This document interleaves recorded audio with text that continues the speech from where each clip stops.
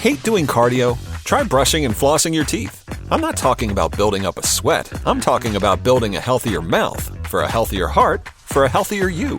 Smile Generation trusted dentists look at your care through the lens of the mouth-body connection because what happens in the mouth plays a critical role for the rest of your body. To find a dentist near you committed to treating all of you, visit smilegeneration.com/confidence today and live longer, healthier, and happier with confidence unleashed.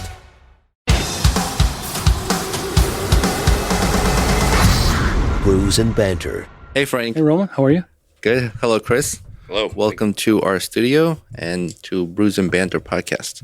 This your first time here? It is. Thank you for having me. Thanks for coming here. Thanks for making time and enjoying the beer. We usually always tell people what we're drinking first, and then we jump into. Well, yeah, you say usually, and that's really what happens. We forget sometimes. Well, like the last 6 months, we've not done that. So anyway, I've got a this one. It's a Sour Monkey. It's Victory Brewing. Yeah, 9.5% ABV. What are you drinking? I've got Lord Hobo's Boom Sauce. Oh, that's good stuff. I just brought that from Boston not too long ago. Yeah, so that's fresh. I don't know how fresh this is. Thanks to my brother. So, Chris, introduce yourself. Give us a little history. And I saw an article about your local restaurant business, and I thought you'd be a cool person to talk to and invite you over in the studio. All right. Well, again, thanks for having me. Appreciate it. Yeah. My name's Christopher Griffin, and I've been in the area for just short of 8 years now. I have a small restaurant. Name of it's Brazen. It's a cafe, kind of in name only, and that we happen to have coffee. It's been open for just short of 2 years. August will be our 2-year anniversary. Okay. Mm-hmm. I've been in business for myself for about 3, and we found that shortly after. It's across from Crouse Hospital in the physician's office building. Mm-hmm. Okay. And it's grab and go. We got a couple of little tables there for people to hang out and eat if they want, but it's mostly like a to-go business. Yes. Mm-hmm. And then we've been building catering off of that. So that's been kind of taken off. So the walls are bulging a little bit, but that's a good issue to have. Nice. Yeah. I saw an Italian parm something on your website. I was like, oh my God. Yeah, we did. Some sort of Italian sausage. Yeah, it was a sausage parm we ran. It's not typically in my wheelhouse, but I just got a great deal on some of the stuff, so I decided to run it, and it went over really well. I looked at your menu, and the display of your food is unique. You don't see, grab and go restaurants or even small restaurants have that kind of a display. Like the food just looks good. Yeah, it does. Thank you. It makes you want to go and eat it. So I've been out of town, been busy since I got back, but my goal is to see if I can come by and grab some food from you. There are a few things on the menu I've labeled. Well, your menu probably changes, right? I mean, like you do these things with the Italian sausage. It's probably just people come in and what's there is there. Yeah, I run specials as I feel inclined. The main menu is primarily tacos, rice bowls. We have a loaded fry for people that want to fall asleep at their desk after lunch. And then we do dinner kits. And like I said, I do quite a bit of catering out of there. We actually just did our first wedding this past weekend. So we got to enjoy some of the really nice weather we've been having. How many people in the wedding? 140. That's good, yeah. So is there like a limit capacity that you can handle, or as long as you have enough time to prep? As long as there's enough time to prep and set up, and then at some point the facility is going to matter. So this was at a farm, and we had basically a tent. I rented equipment, and we had a small place to be inside, but it was we brought the whole operation to it. So that would probably be the peak for doing something that size. Mm-hmm. Currently, with the limitations you have now, but you could grow into something bigger. Absolutely, and you will if you Yep, and that's a work in progress already. Yeah. The idea from the beginning was to be grab and go, or were you going to start like a small restaurant and then see where it goes?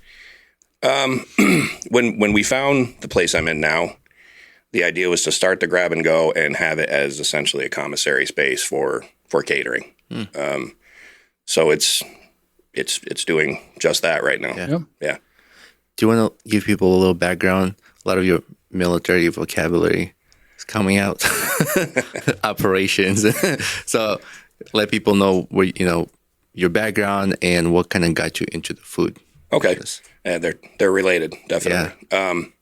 So I was in food service prior to going into the Marine Corps from the time I was, 14. And I did a little of everything. Then I was in the Marine Corps for 8 years. I was in the Far East. I was in the Middle East. I was stationed in Southern California. And the first kind of revelation about food to me was I was in this little carniceria, and I ordered a carne asada burrito, and it absolutely blew my head off. Like, I didn't know something could taste that good. Right, right. And that was at the time where Food Network was really surging. And so when I'd come home at night, I'd be watching everything I could on Food Network. There was no binging because it was whatever show you could get. There was no Netflix at that point. But when I got out, I was cooking. I was working in restaurants. I was going to school for something else. And long and the short of it was I went to Paul Smith's and finished my culinary degree there.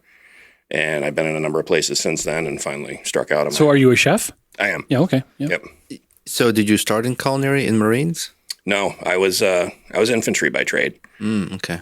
So I did a few things under that umbrella. What was your job?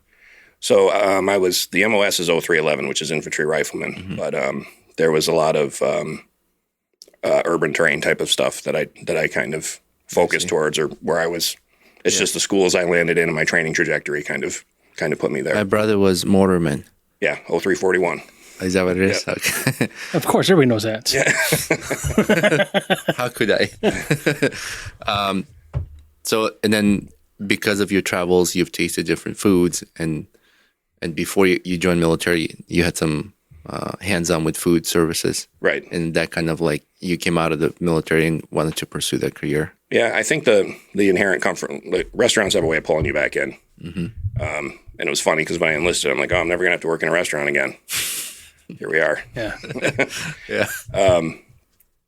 But yeah, in Japan, different styles of service and their focus on technique and ingredients. And then California, it was a really broad range. There was Mexican, Peruvian, Ecuador, different types of Asian cuisine. Probably a lot of silicone in that food. Where? In California. Oh.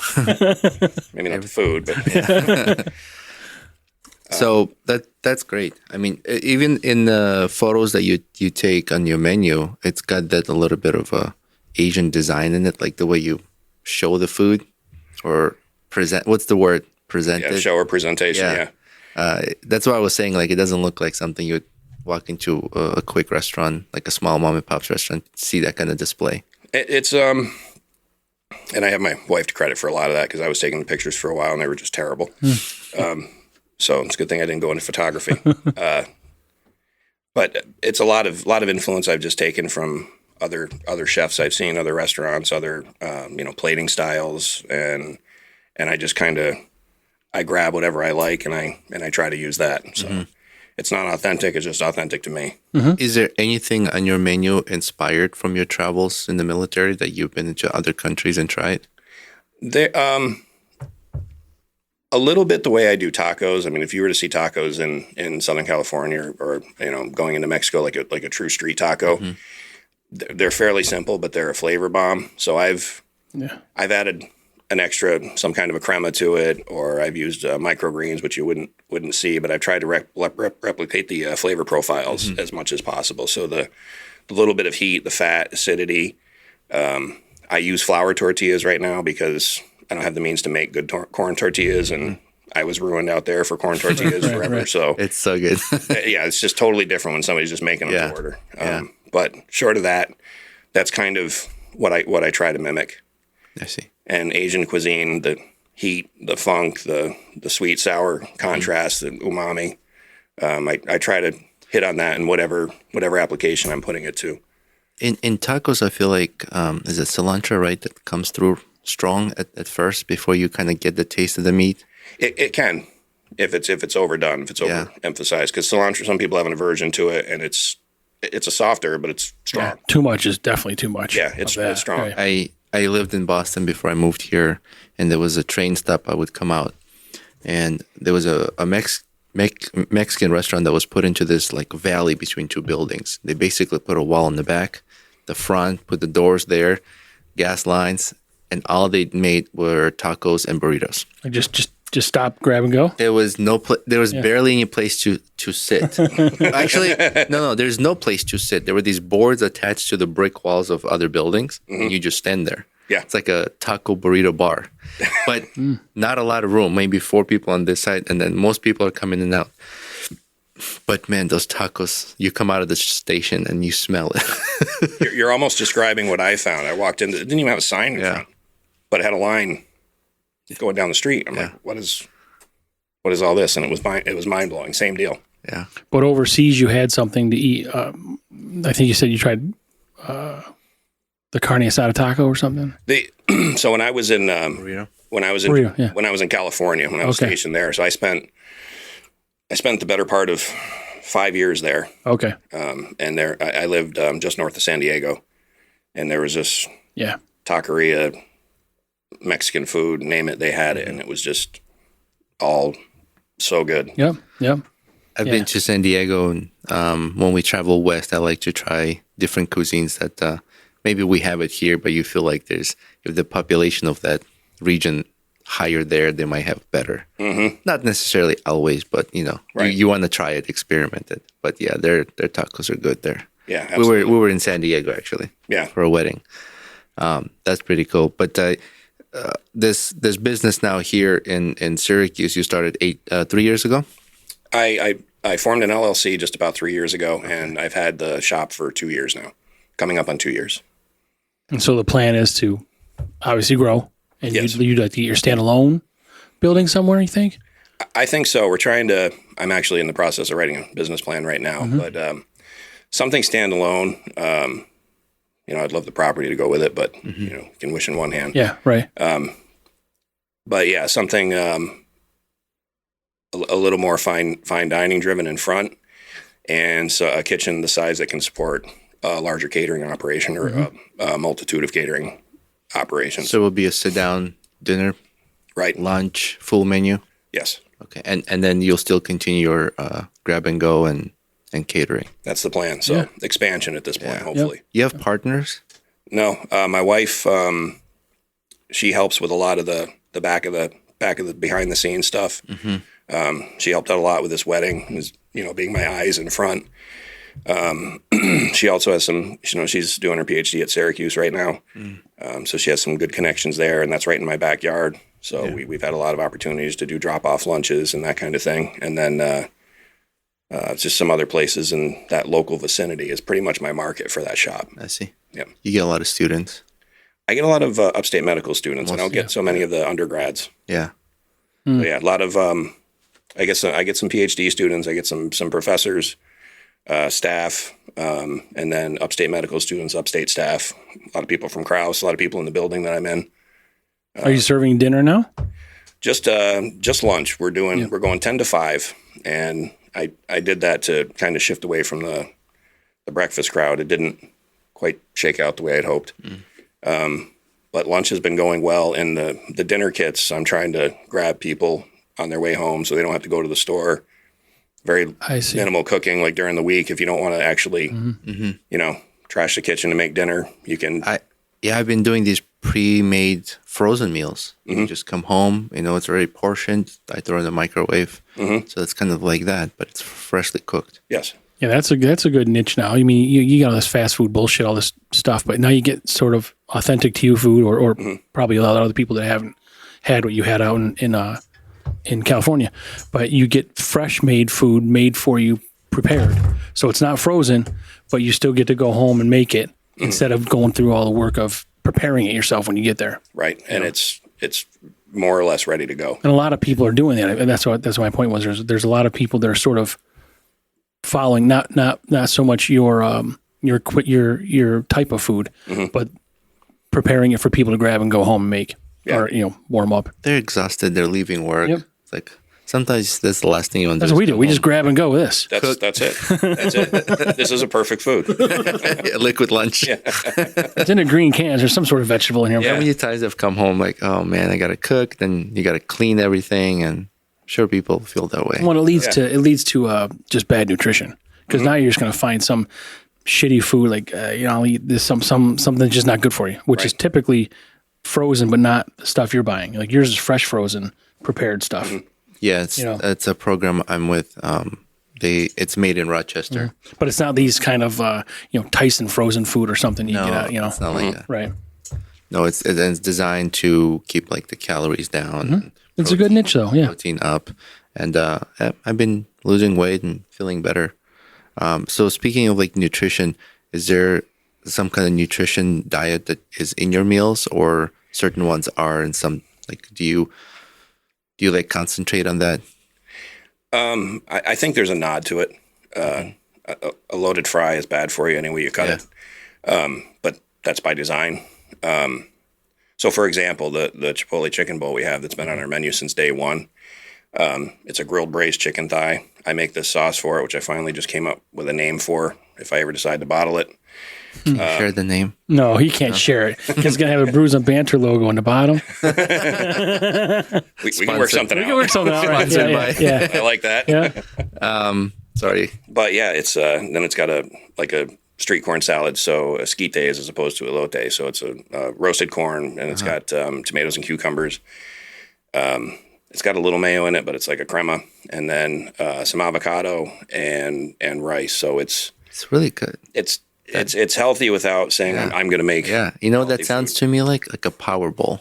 Pretty much. You got proteins. You got some rice in there and corn. What's the roasted corn? Is that the stuff that's like kind of charred on the edges a little bit? Yeah, I figured that's what it was, but I had it somewhere before. I don't know where, like probably in something, but I never could buy or make it myself. Just get some corn and make it at home because I love the way that tastes. There's probably something more on it. There's also like sauce that goes with it, right? So yeah, it's some sort of oil. So elote, the street corn, they take the silks out and then they'll parboil it and then they'll throw it on the grill, wood or charcoal, or you can use propane, and let the corn kind of char a little bit, and then they hit it with a crema, some tahini, the spice that's kind of taking the world by storm here, lime, and usually like some sour cream base or mayo base type of thing, and that's pretty much it. So it's just like sweet, fatty, spicy, salty, and a little cotija, which is a salty Mexican cheese. I lived in Utah and I had some Mexican friends, and when they barbecue, they would do the same thing. They'll boil the corn a little bit, then they'll throw it on the grill, and then they have this. It's got powdered lime, something spicy and sweet in it. It's like red, almost red brownish. Yeah. Well, tahini is actually salt. Yeah. Yep. And then they rub all over it, and then you just eat it like that. It's ridiculous. That's really good. It's ridiculously, I know in California, if you had those hot and sweet mango lollipops from Mexico or whatever. That's dipped in tahini or spice mix too. Yeah. So it is. A lollipop, Roman? Yeah, dude. It's Mango on a stick. so good. We got mango beers. Oh, do you remember I brought something like this, like a beer kit from... That was disgusting. It was the worst. Did you go to Mexico? No, that was in Delaware. But I went to... that's right. No, I went to... Same place. I went to this grocery store that has like produce from different countries. So I went to a Mexico section, and they had these beer kits, like when you drink beer, and they had, what was it, sauce? It was a glass that had like, or it was a box. It came in a box. We bought a box of drink with no fucking liquid in it, but it was a glass with like the shit you put on the rim. And then it was a powder that you fill up like 3/4 of the glass with a 12-ounce beer, and then you put like the rest of that powder in. And then and then you mix it. I mean, that's boom sauce. This was dick sauce. It was terrible. It was so disgusting. Frank knows dick sauce. Roman baby birded it to me. But you thought it was disgusting too, right? That's not bonding. It was so disgusting. I mean, we rarely don't finish anything on here. That one is one we didn't. I wanted to try to like it, but yeah, it didn't work. No, I just saw something said beer on that. I was like, oh, someone sells it and someone must like it. It's just not for us. I mean, maybe it's the type of beer you got to use. I don't know. Yeah, I made it to market, I guess. Well, it was almost like that spice mixed with beer, basically. But it was. I can't even describe it. And I think it said to use Corona, right? Did we use Corona? We did not use Corona. No, we don't have Corona or there. something like that. We didn't use craft beer though. I don't know. Yeah, that's probably the problem. We probably use some shitty production beer, like Milwaukee's Best or something. So you do have some meals like the rice bowl, chicken. Is it grilled chicken? It's I get chicken thighs, and then I use a dry rub and fresh lime juice, and they go on charcoal. Then they go in the oven with some more of the dry rub, and I bring it up with a little water. So it kind of creates a broth. So I make black beans and that When I'm Oh, in the broth. Yeah, nice. I'll reserve that after Yeah. I'm done with the chicken and cook black beans in it, unless it's a vegetarian thing, in which case it's vegetable stock. But So you have vegetarian meals as well? not unless somebody asks for it. But I do a lot of office lunches, and they'll ask for a vegetarian option. I usually do black beans, or like if it's on the Asian side, I'll do like an edamame salad. So they can come to you and tell you what they want, or you have to give them something that they could pick from. They usually tell me what they want. This is something I'm still trying to sort of put together. But that's great flexibility. Yeah, and that's the way I look at it. But the question often is like, oh, do you have a catering menu? And right now the answer is kind of no. I'm building one right now that my regular customers kind of built. So it's either the rice bowl bar or the taco bar, or there's a, the rice bowl has two. It's either like a south of the border or Asian influence kind of thing. And then the taco bar I have some latitude with that, but I don't have any real menus for people to look over, because I usually ask, what kind of event is it? Yep. How many people? Are there dietary restrictions? And then I can morph something off of what I have, or if they want something totally different, I can build a custom menu. But then this becomes part of the menu somewhere that you can have on the side. So when you're ready to publish a menu, you already have all that shit done. Right. Yeah. See, right. Roman, I'm smart. Oh, good job. It's building itself, I guess you could say. Yeah. But yeah, the upfront, effort is going to pay off in the long term for you. I mean, you're going to grow. There's going to be bigger problems in trying to figure out, something you've already figured out. Right. So. Right. And it's kind of telling me what the guests want already. So. Yep. So this was your first wedding you've done, you said? Yes. But what other events have you been catering for? I've done a 50th anniversary party. I've done a number of graduation parties, high school and college. I've done some drop-offs where people are just having 25 people over and they've got a pool. And it's like, my thing is, if you've ever had to cook for a party, you got to go shopping. You got to cram everything in your house. You got to set everything up. You got guests coming over. Mm-hmm. Things aren't ready. Yeah. You're running all day. Yeah. So I'm selling that as much as the food. So I've had a few people like, hey, we're having 25 people over and it's, Saturday afternoon. Can you do a drop off? And I've been doing a lot of those too. Mm-hmm. Oh, I see.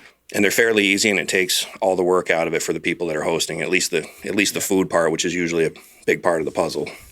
I don't remember if I saw catering on your website. Is there do you have pricing on the website for catering, or not yet? We're gonna based on each event.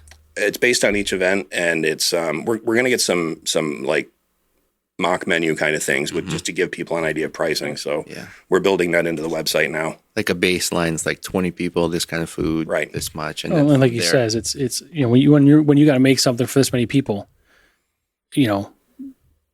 typically families are not 25 people. Mm-hmm. So you're making this much food. Where do you put it all? You got a refrigerator, and that's it. Like, where else is it going to go now? Right. So right. This is the catering piece is going to be, and hopefully profitable for everybody. I think, and it's there's such a range of things that constitute catering. I do everything backwards in my life. So I left culinary school and I worked in other kitchens as a cook, and but I kind of fell into a private chef job in the Adirondacks, and it was like carte blanche. Mm-hmm. They had things that they wanted to do. They held events, and we want this theme, or we want we had oysters flown in from Japan. We had crawdads flown in from Louisiana. But I got to do, and that was a lot of fun also, but I got to do a lot of my own stuff as well. And I really got to cut my teeth in a very controlled environment. And so I've done a couple of private chef things here as well. And that's a chance for me to kind of play around and challenge myself. For sure. Yeah. Yeah. Yeah.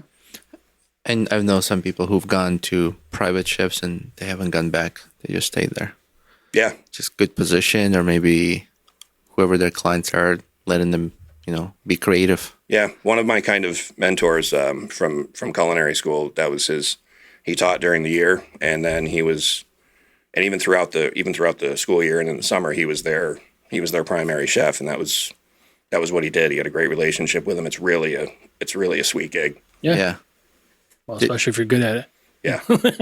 If they ask you back, right, Did you cook for anybody famous?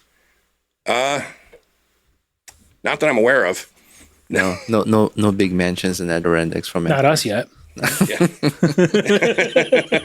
Yeah. Right. Yeah. Can Yeah. we talk about buying a silo? Yeah. We did. We talked about you'll see these abandoned missile silos. Yeah. Like they sell them. They're like for sale. We were looking at I one. didn't know that. Yeah, we were gonna buy it. Like you just go in this empty field, like where the fuck is this thing? And there's this big trap door. you go in there like, and it's like broken up into like a little apartment. Yeah. And then from there you could go into the other thing. And all the waste is at the bottom, like the tanks and shit. Like how tall are those things? Like 300 feet or like 100? I don't know. What, like 10, 15 stories? I don't know. Depends Yeah. on How big tall it is the story? 10 feet is a story. So yeah, 100 feet or 150 feet. See, I can do math too. So you got some ceiling space. But it's just like, how cool is that? Like someone, all right, come to our party. We're having this event. And then they pull up and like, where the fuck is it? And just open these bay doors. And then we could. No, that's not how it works. No, that's how I wanted to make it work. Because you're the construction guy. You can do it. And then out of the bay doors. You had me though. I'm comes listening. Chris. Out of the bay comes Chris with his catering stuff. like Dr. Evil with your escape rocket. Yeah, we're You're like already $1 fired million. up. Yeah. But I don't want the bald cat. That's weird. I guess not that bald cat. What the fuck? See, this is only half beer. I saw a show where they were converting these missile silos into luxury apartments, condos with like bio gardens and all, Really? Yeah, ventilation system, all crazy. And yeah, you can just live underground. And your windows are these large screens, and you can choose the scenery you want, like Because they probably got like beach with trees, you know. hydroponics and solar power and stuff, right? Yeah, they have, but the entrance is not not the main trap door. Well, no. That's the, You know what? We could do anything we want. and then you repel down. This is my story, right? No, but That's your imagination. I know. Well, they do have those doors. That's not the main entrance, but they do have Right? them. Yeah, it's Yeah, there. the side thing is like a little one-person door. You kind of walk in. It's like looks like a little tiny 4x4 shed, and then that brings you stairs down inside. But Yeah. I want to go through the top with the doors open. I want to piss outside And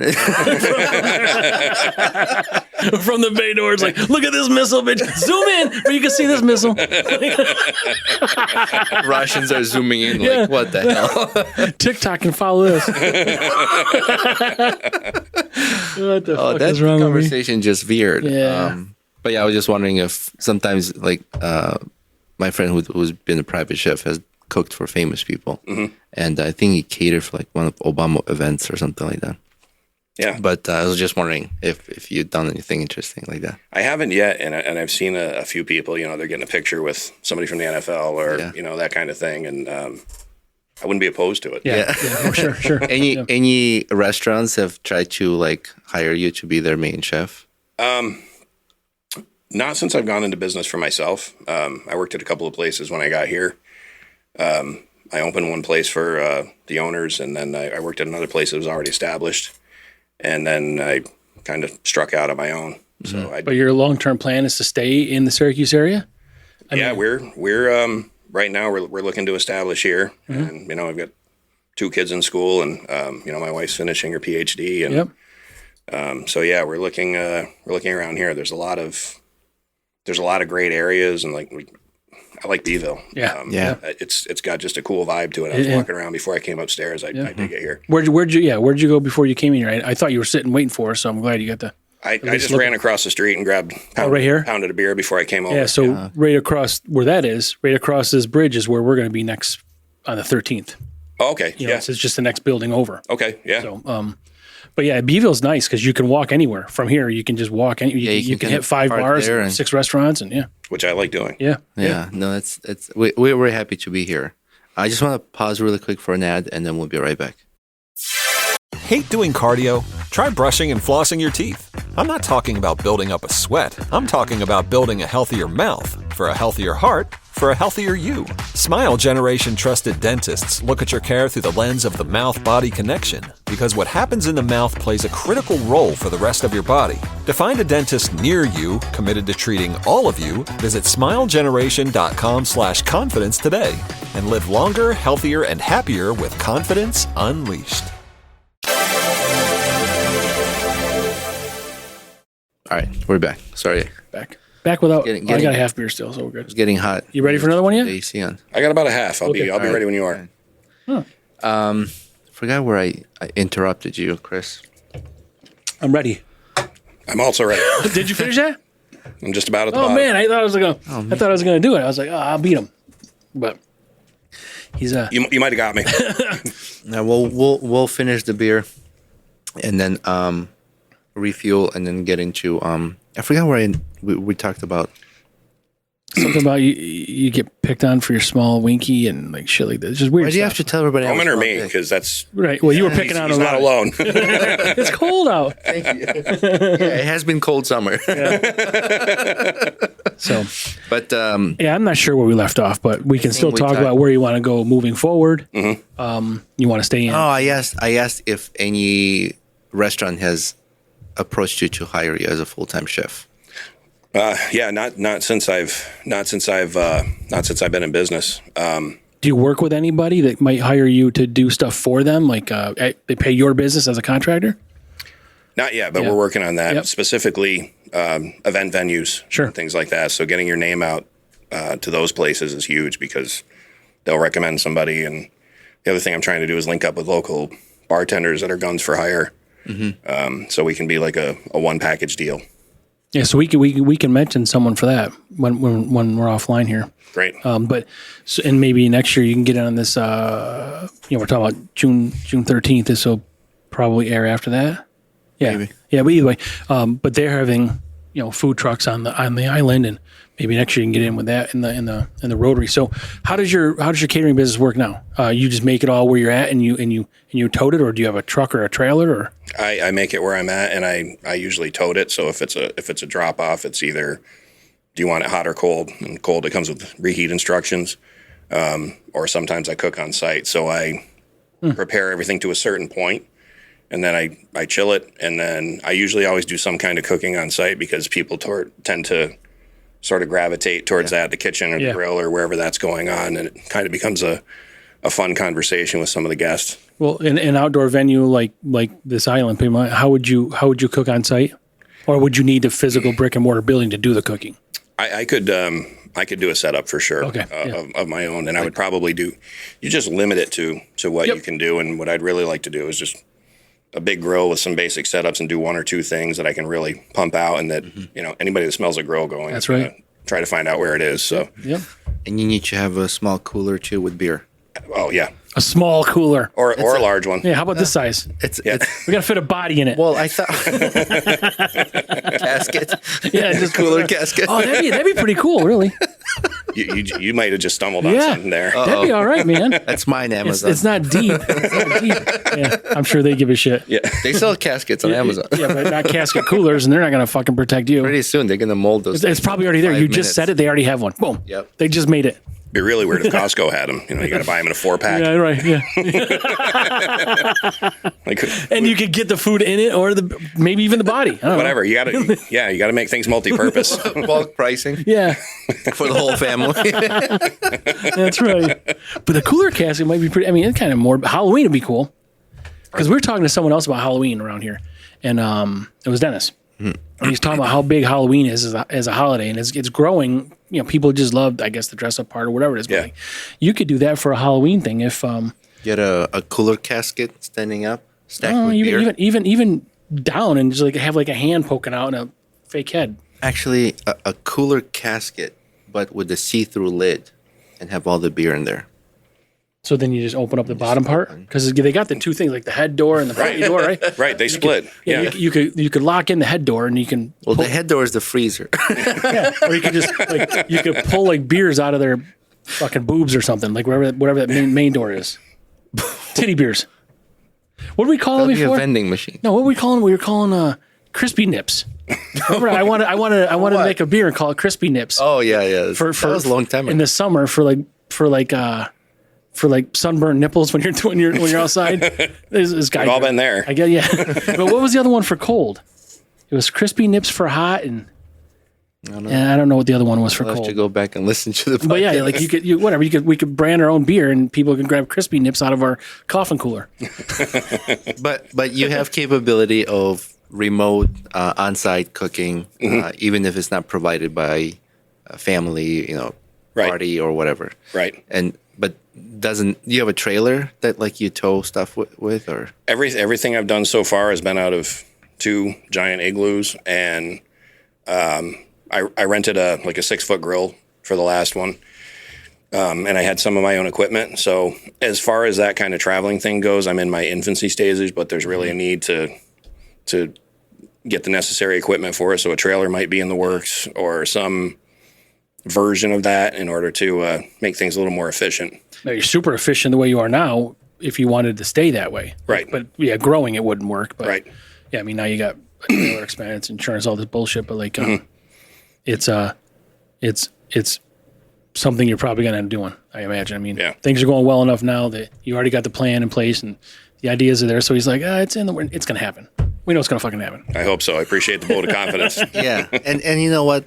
I think he's maybe like fifth guest here who had their own business that spouses played a big role in helping them.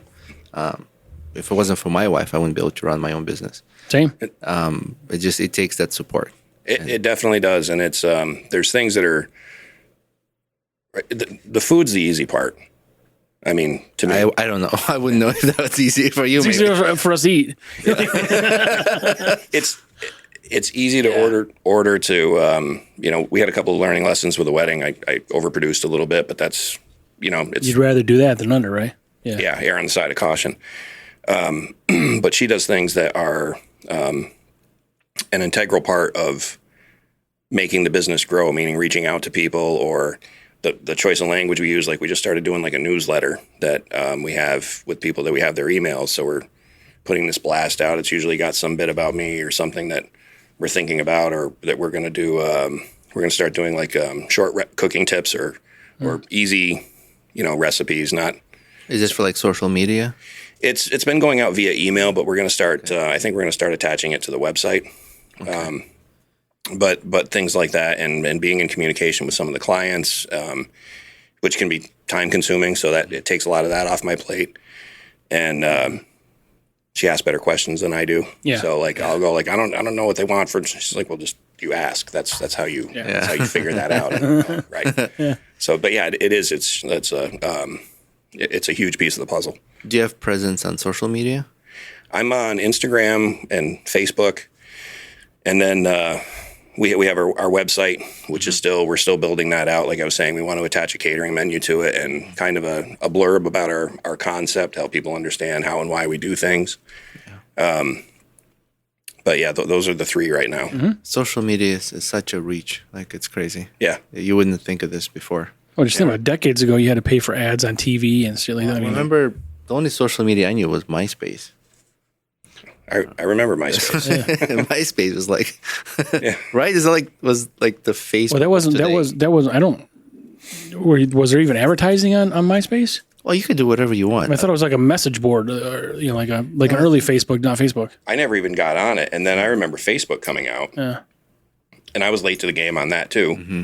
And now it's Instagram and TikTok and X, Twitter. Yeah, we just started a TikTok like a week ago.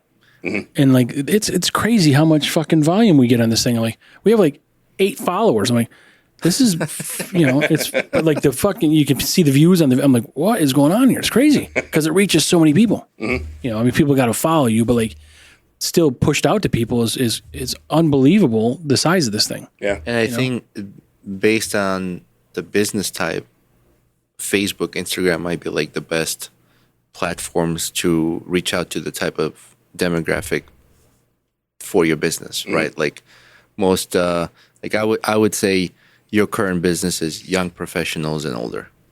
Like I don't see kids running in from high school or whatever. Right. Exactly.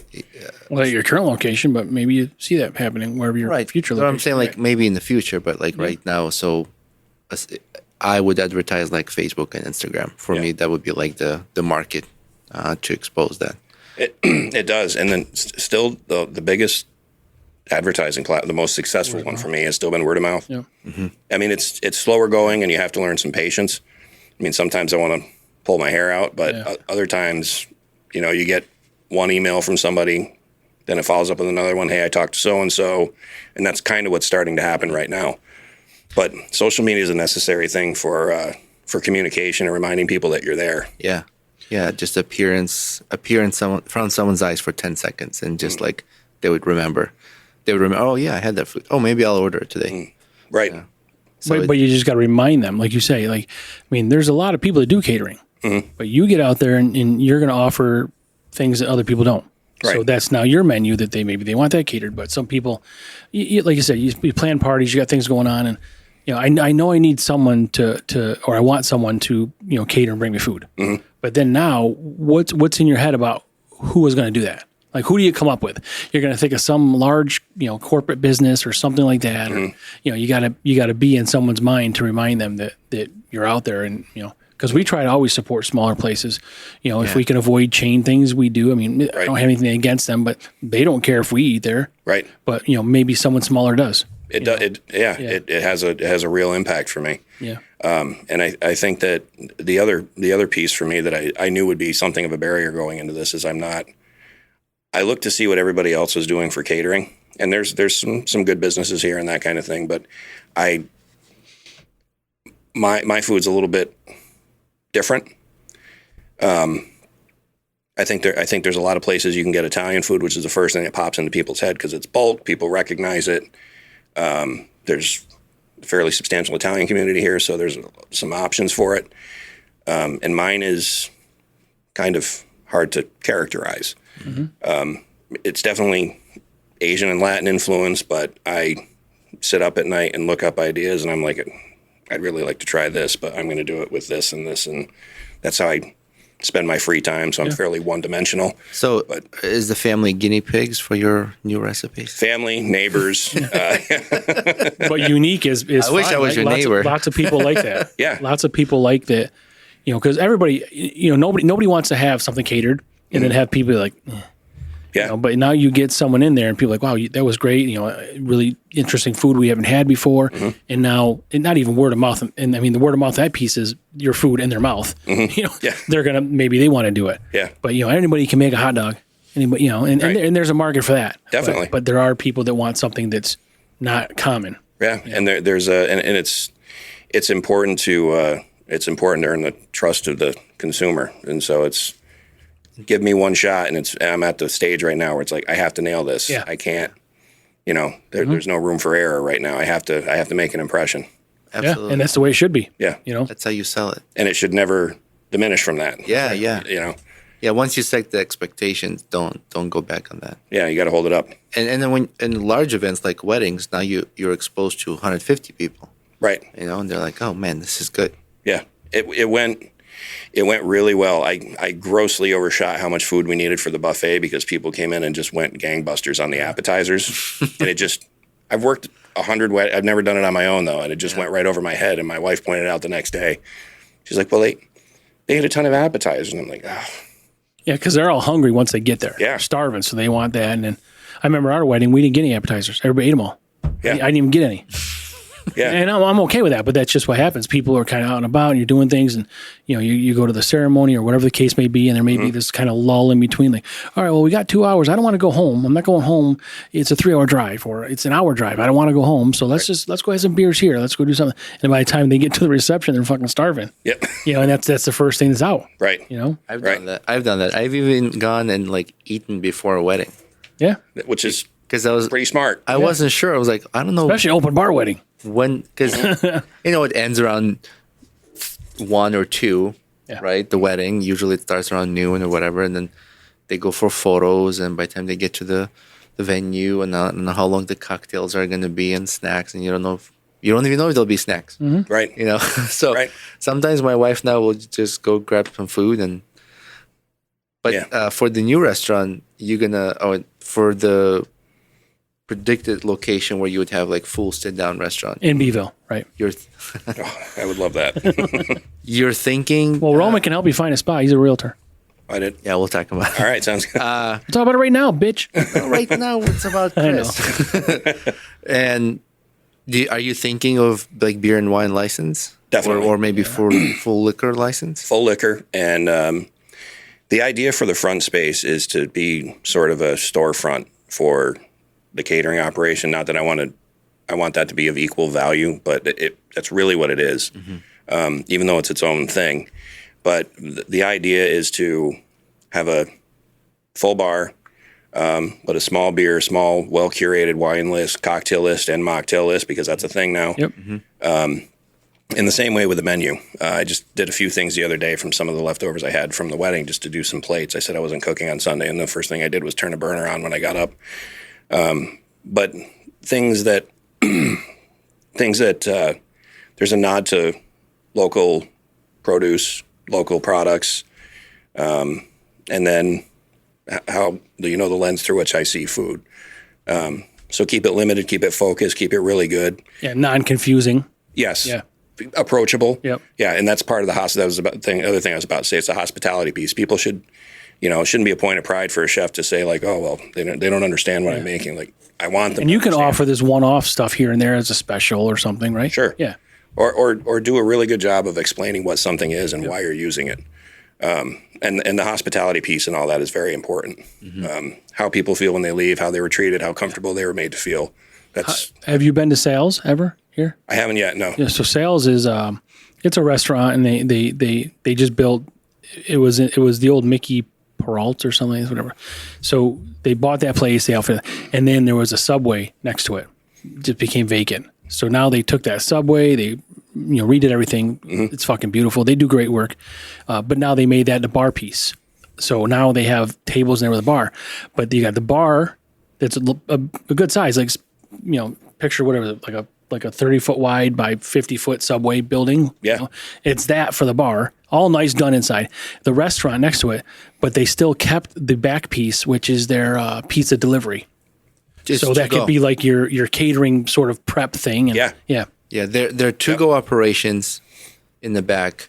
Then you go through double doors. You got your dining room, and then in the back is With a bar. There's a little bar, I think, in the dining room as well, like a fine sort of bar area, I think, still. And then the new piece that was the Subway is, got the roll-up half garage doors. Yeah. So you can open up, and, it's really nicely done. I mean, their location is a bit limited because parking's a problem, but, I mean, real estate you want to buy and what you want to do is going to cost money to buy to do what you want to do. I mean, That's it. Right. And it's cool to see how creative people get, like a lot of what you're talking about. That's definitely like, this is a space we're getting. What are we going to do with it? Yep. I think that's really cool. It's really nice in there. I mean, stop by and see it when you get a chance, but Definitely. it's another nice business owner here that has interesting spaces for restaurants is the Angry Garlic and the Angry Smokehouse. Yes. And he also has Angry Waters. I don't know if you're familiar. So I knew he had the two, and I met him a few times. he's a phenomenal guy. He really is. He's a really nice guy. He's one of those people that's like, I need to be a better person. Yeah, so Not going to happen. We need to leave that effect. we need beer for that to happen. So Yeah, I need maybe another got beer. some beers Yeah. because I'll mention his other thing. Yeah, so he like Roman said, he'll talk about, I don't care. He'll talk about Angry Waters. Surprised me. He'll talk about Angry Waters, but Angry Smokehouse, Angry Garlic, and then across the street from that's Pizza Man Pub. But Jeff at Angry Smokehouse and they've got a bar on Angry Smokehouse that's outside. It's just on their deck, but it's called Embers. It's just a separate sort of deck. But that thing, so we're talking about this June 13th event. I mean, I'm not trying to. I'm glad we can promote it. I don't really. That's not what I'm trying to do. But when you sit on that deck, you're looking at the island where this is all going to be, because you can get to where we're going to be by boat, Right. or by car. But he's got a perfect location to see that. So, and then Roman will, the Angry Waters thing just started last year, right? Yeah, so we interviewed Jeff last year about his business, and at that time he was just starting out. He bought a pontoon boat that he modified, and it's pretty cool because he has a app. You can follow where his boat is on the river, and it's wired with a breathalyzer so that the captain does not drink. And he pre-cooks a lot of barbecue food like ribs, briskets. Yeah, whatever's chicken, on his menu there. Yeah. And he's got these heaters on the boat. Stocks it, and then the boat goes out on the water. Those metal things with sternos, and Yeah. So people can on order, boats can look up on his app where the boat is, stop over, buy some barbecue or whatever, and he keeps the captain from getting free beers from boaters because everybody's got beer on their boat. You could be sitting in your backyard along the water, and he pulls the boat up. You order If you have a online. pier, yeah. You order online, and he'll deliver the fucking food to you. That's It's- genius. it is great. Yeah. Genius. All these great I'm so ideas. angry I didn't think of that. Angry waters. Yeah. So, Chris, cheers to you. Cheers. By the way. Gentlemen. Thank you for your business. Thank you for your food. Thank you for your service. Yeah, And, and- thank you for being here. And Thank you for dealing with us assholes. Thanks for having me. thanks to your wife for being such a backbone and helping to support this. Like I said, we know so many people, including myself. Like if our wives didn't support it, we couldn't do it. And it's a tough industry, and you hear a lot about less than successful relationships. Mm-hmm. I've had nothing but support, and that's good. That's huge because it's long hours. Sometimes it can be so you guys have businesses. What it's like. Some days it's great, and other days it's like, why did I do this? Yeah. That doesn't end in my business. But there's more of the great than there is. There's absolutely, Yeah. absolutely. It's if you can find time to disconnect and also spend with your family and have downtime, because as business owners we work 24/7, right? Mm-hmm. It even comes with me on vacation, and I found out maybe 2-3 years ago how important it is to be able to set the business aside. Nothing is going to burn down, and just enjoy time with the family and how important that is. You have 2 kids? Yes. Yeah, I mean, they're going to remember all the moments. Yeah, because they're going to be working there.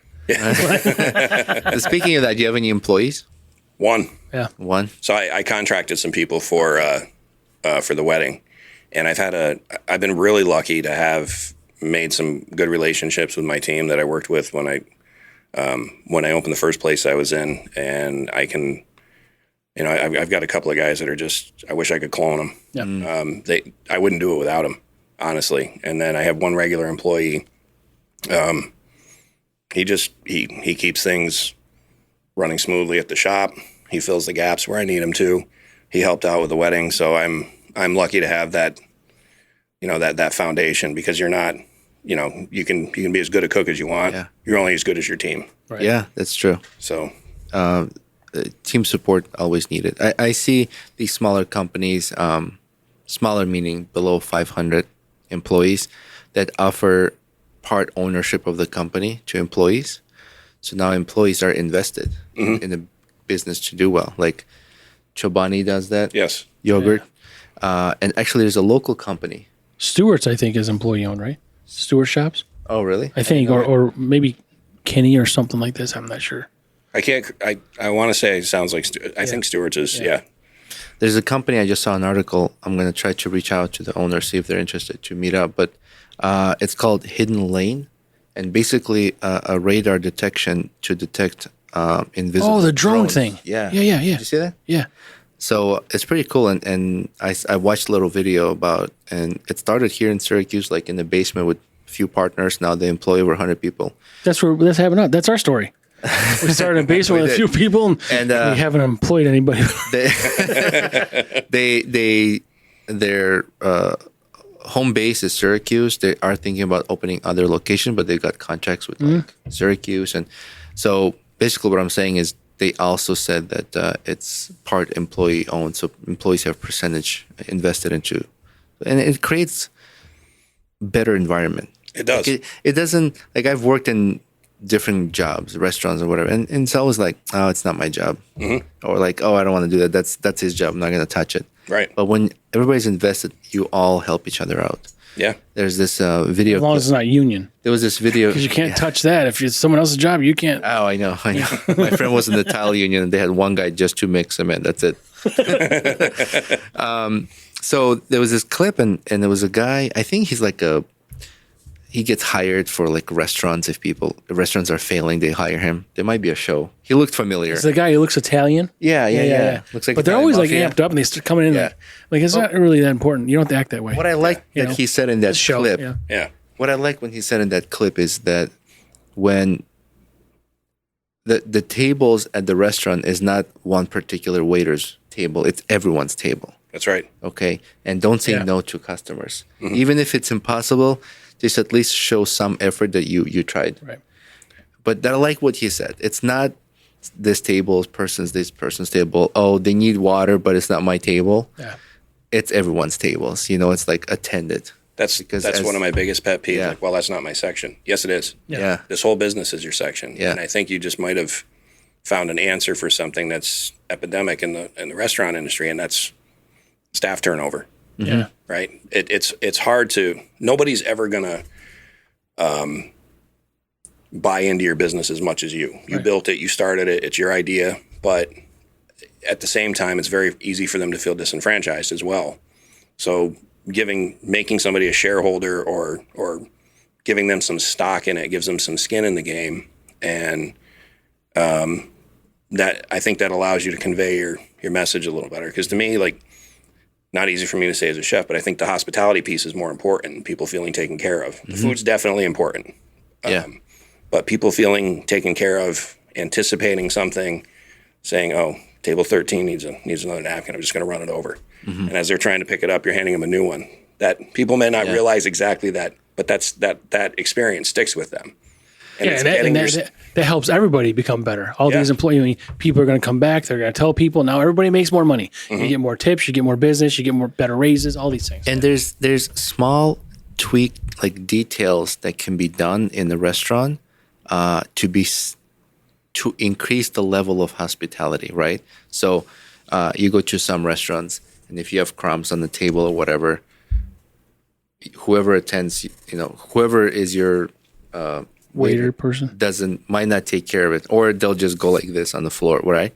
So you go to some nicer restaurants, they'll have a little scraper, and they will scrape every time. There's a little crumb from you put the bread down, you picked it up, there's crumbs, they'll walk by, and those little attention to details, just little things like you said, hand them a clean one as you pick up the dirty one, right? I'm making my tablecloths crumb colored, so like you just never know. They'll just stand there. You just gotta fucking tell.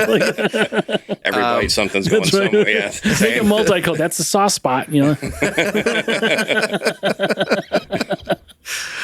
You always have to make someone's life difficult. No, that's making it easier. Now no one has to clean it. Yeah, but imagine in the restaurant, you bring your own and they walk away. I'm not saying bring my own. I'm saying as a restaurant owner, I would make my tablecloth that way. Oh, I thought I'm going to show my own fucking tablecloth. you would make Never it again am I doing that. I'm falling for that again. No, I'm just saying like a multicolored, and then that's the chicken spot. Or that's seats on the subway. Yeah. Who knows? But whatever that is, it's not hidden. Like when you get up and you stick, it doesn't matter what color the seat is. Like seats on the subway or like the casino carpets, like they're all different colors and zigzaggy, so you won't. It's not an accident. Yeah. Yeah, it's on purpose. But just like those little details that really makes a difference. It does. And it doesn't mean that you have to work harder. It's just attention to those things. Right. If you're talking to a table taking orders and you heard a silverware drop, right? If you can catch it where it was, maybe on the way out, as you're walking away, you grab a new set, just bring it to them. Right. Just replace it really quick. Just these little things. And I worked as a waiter, so I better not fucking hear that you're full of shit. Do you know Ground Round? Yeah. Oh, yeah. Yeah, I worked. I miss their chicken wing bar. I got fired from a Ground Round when I was 18. I quit. Well, they were like, "Oh, we don't have any hours right now." And then, like years later, I'm like, "Oh, that's what that meant." I worked as a waiter there, and I quit. Part of the reason is because I feel like there was a lack of teamwork. Yeah.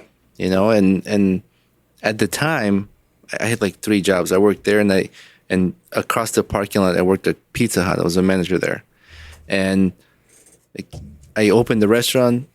No cooks, no prep guys, nobody, no delivery driver. Right. And I was like, what the hell? So I had to open the restaurant so I could do everything but deliveries. And I'm calling a branch manager, and I was, saying, "Donna, I need your help at this branch. No one's here."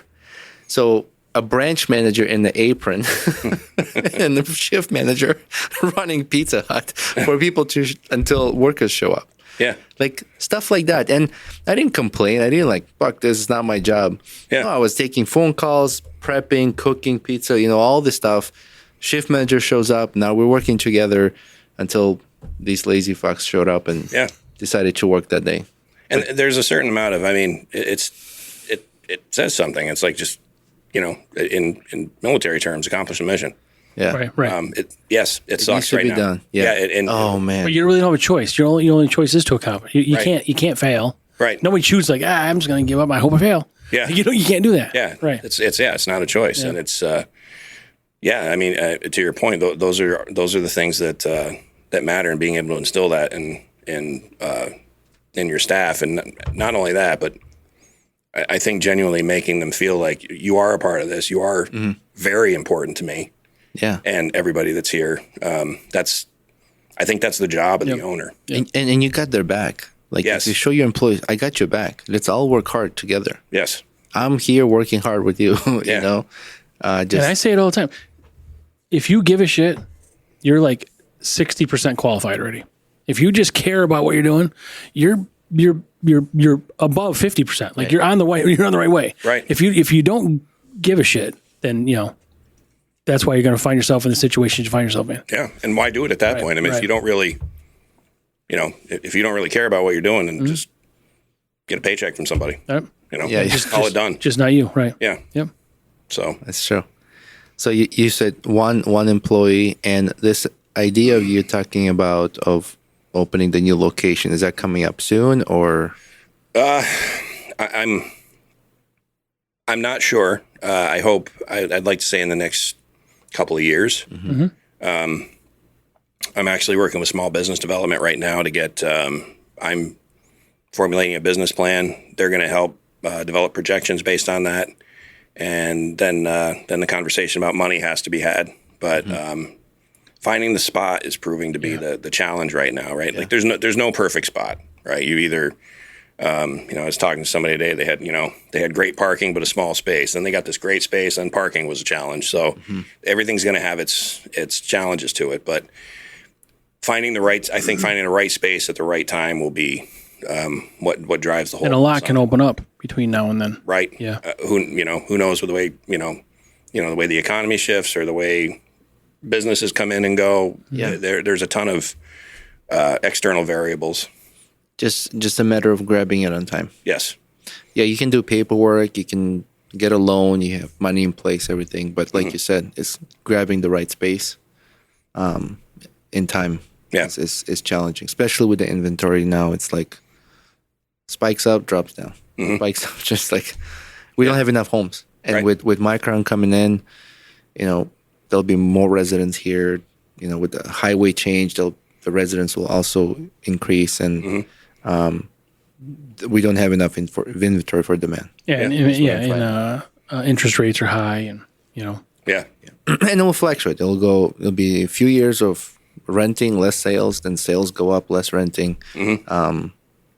Market's so weird. I've lived here 17 years, I think, 18 years, and In Beeville? and I haven't seen Central New York real estate market change this much. Yeah. change how? Like not available or No, just prices, demand, growth, expansions, development, like in all those fields, just dramatically. Yeah, we were kind of like smooth sailing, and then just boom. And it shot up. Yeah. We bought in 2018, and our house is still at like double yeah. what we paid for it. Yeah. And I'm like, it's not.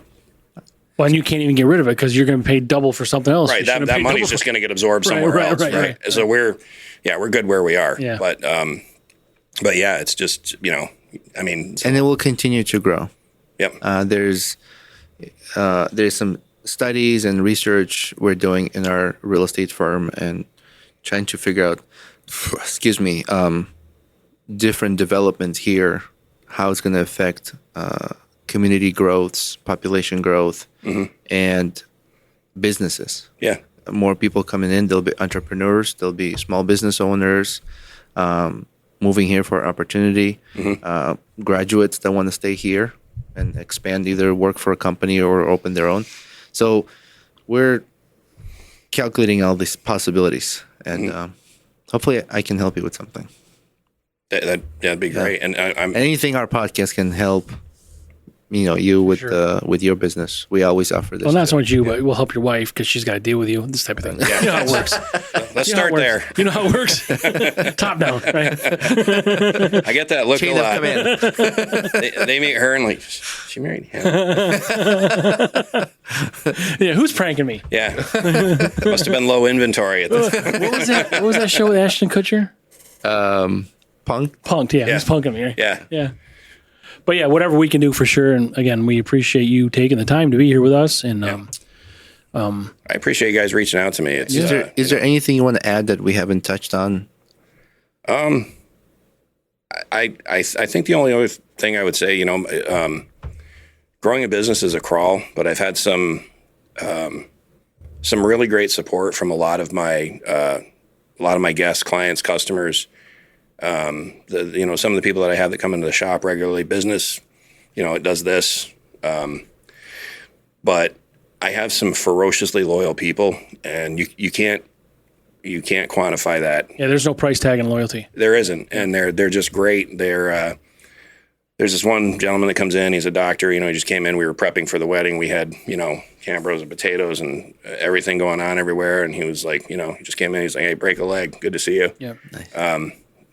That means a lot. Yep. I mean that's why I do it. Yep. Yeah. So it's You have 2 more supporters. Yes. well, I really appreciate it. Here for sure. Yeah. Thanks so much. Yeah, we like to see people around us grow and succeed. Small businesses, individuals, just no reason to struggle. I think if we all kind of support each other. Yeah, there's enough to go 100%. around. Yeah. There's enough for everybody. Yeah, and I'm a big rising tide person. Yeah. I think small businesses supporting small businesses of every sort. I've seen it in play in other communities, and I think we can do more of it here. Yeah. So how can people get see what you have to offer as far as your Instagram name, your Facebook name, all these things? Instagram, Facebook. My Google page is, I think, where people mostly order from. But you can see the menu. I have Clover as a point of sales, so anytime I update a special or anything like that, it goes straight on the menu. I have great support from them. And then right now the website's a work in progress. We're working on refining that, but we're going to get some sample menus up so that people can at least see what kind of stuff we offer, and then we can hone pricing from there. And what I try to do with that is I try to discourage people from overspending. It doesn't affect my margin, and just to have somebody spend too much money on something isn't necessarily the best way to do things. So the consultation is part of the service, and I try to tell people, you're having this kind of party for this would be the best format for us. So when I did like a year ago, I'm like, don't do a dinner, do a cocktail party, do past apps, canapes. Nobody's going to want to sit down. Everybody's going to want to talk. So we're trying to build that piece and focus the website on catering mostly, but you can also order online there. So that's where we can be reached at. Okay. And the address of your restaurant? 725 Irving Avenue. It's the physician's office building. So if you look in, I'm right on the ground level floor. Mm-hmm. And if someone who never had any food at your restaurant and stopped by tomorrow, what would you recommend them?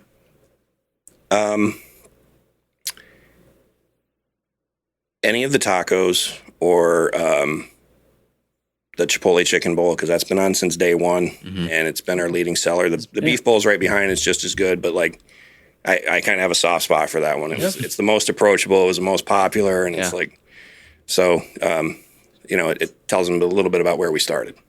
So on Instagram, you're Brazen Cafe? Yes. Yeah. Same with Facebook? Yes. Yep. Brazen Cafe, SYR. Okay. Yep. All right. Well, thank you, Chris, again, for taking time coming in, enjoying a beer with us, sharing your cool story. We wish you success in any way we can help.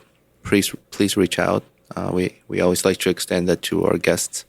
And you're welcome back anytime. Anything pops up, let us know. Love to. And I'll see you tomorrow for tacos. Sounds good. Thanks so much. All right. Thank you. I appreciate it. Bye, everybody. Bye.